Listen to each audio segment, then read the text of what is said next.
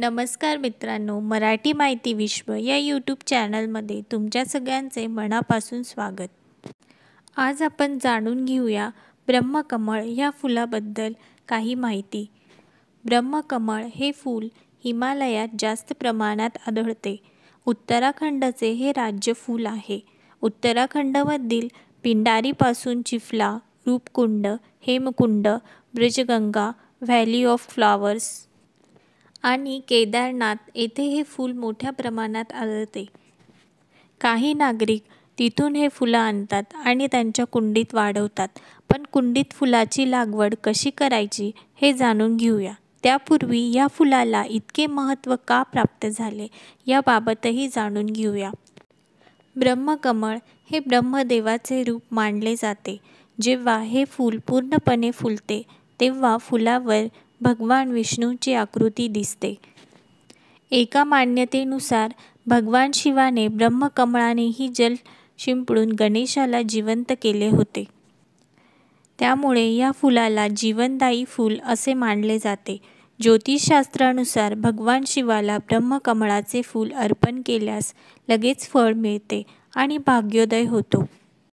भगवान शिवाला सफेद रंगाचे ब्रह्मकमळाचे फूल अतिप्रिय आहे।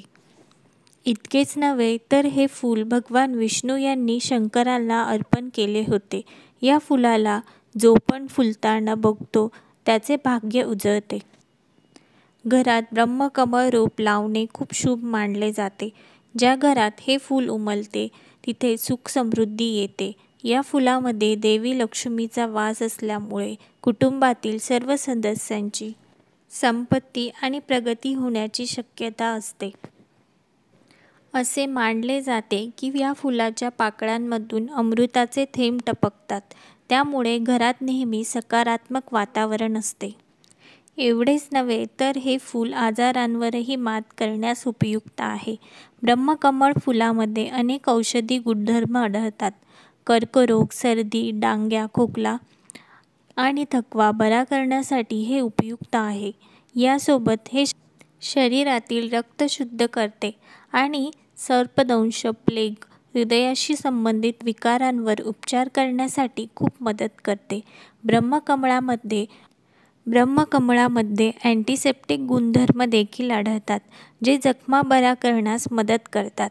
मात्र यावर अद्यापही शास्त्रीय आधार मिळालेला नाही। या फुलाबद्दल महाभारतातही उल्लेख आहे।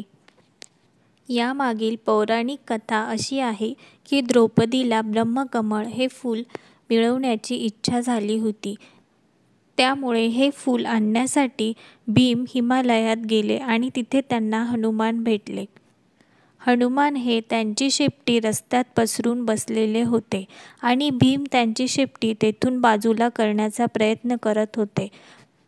परंतु हनुमान इतके शक्तिशाली होते की भीमला त्यांची शेपटीही उचलली गेली नाही आणि त्यानंतर त्यांना समजले की हे साक्षात हनुमान आहे। घरात ब्रह्मकमळाची लागवड कशी केली जाते हे आपण बघूया। घरात ब्रह्मकमळ असल्यास सगळ्यात आधी साधी माती आणि जुने शेणखत मिसळून तयार करून ठेवा। त्यानंतर मातीची मोठी कुंडी घेऊन त्यात ही माती टाकावी। त्यानंतर ब्रह्मकमळाचे एक पान घेऊन 3 ते 4 इंच खोलीवर लागवड करा। पान लावल्यानंतर त्यात पुरेसे पाणी टाका आणि त्याची काळजी घ्या। मित्रांनो, आजचा व्हिडिओ कसा वाटला कमेंट करून नक्की सांगा आणि पुढील व्हिडिओसाठी चॅनलला लाईक करा, शेअर करा आणि सबस्क्राईब करा।